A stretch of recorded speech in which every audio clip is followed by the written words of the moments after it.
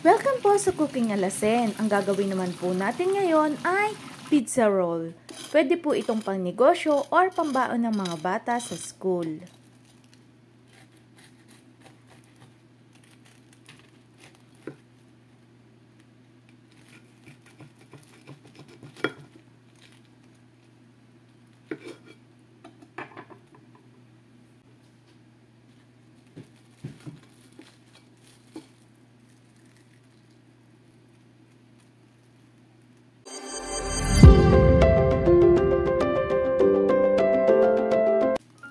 Gagamit laang ho tayo ng 4 na piraso ng tasty bread at tatanggalin laang ho natin yung kanyang mga side. Atin laang ho ring ipa-flatten gamit ang rolling pin, or kung wala naman ho kayong rolling pin, pwede naman ho kayong gumamit ng malinis na bote.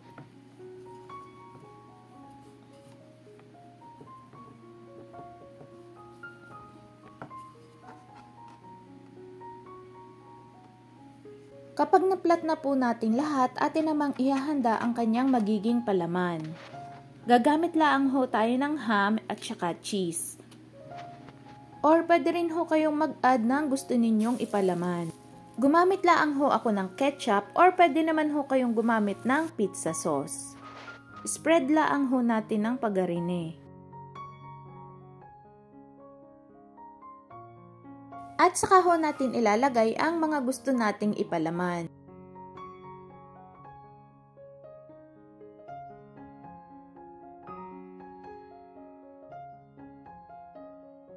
Kapag nailagay na ho natin ang gusto nating palaman, ay iroroll yun na ho natin ng pagarine.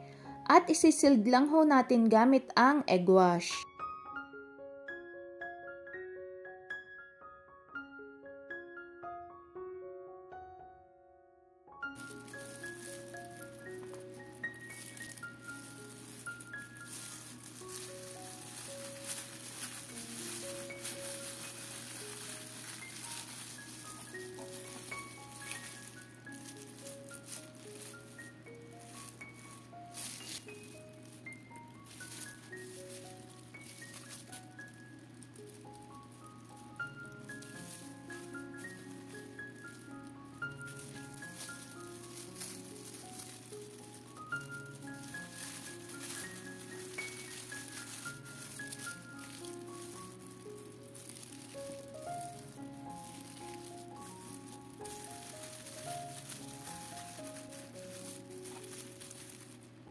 Rin na ho yung 4 na tasty bread na narolyo natin.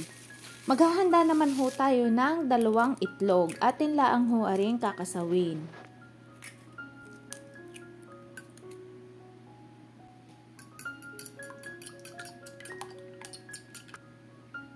Ari ho ang magiging pambalot natin sa ating pizza roll. Ang itlog at saka breadcrumbs. Ididiplaan natin ho sa itlog at sunod naman ay sa breadcrumbs.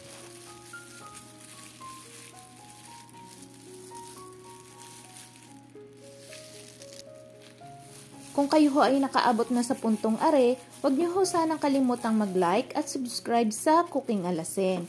At marami pa akong share sa inyo ng mga budget-friendly na recipe. Mura na, masarap pa. Kapag mainit na ho ang inyong mantika, ay saka ho ninyo ilalagay ang inyong mga pizza roll. At ilagay nyo laang ho sa medium heat ang inyong apoy. At lulutuin laang ho natin are hanggang sa mag-golden brown.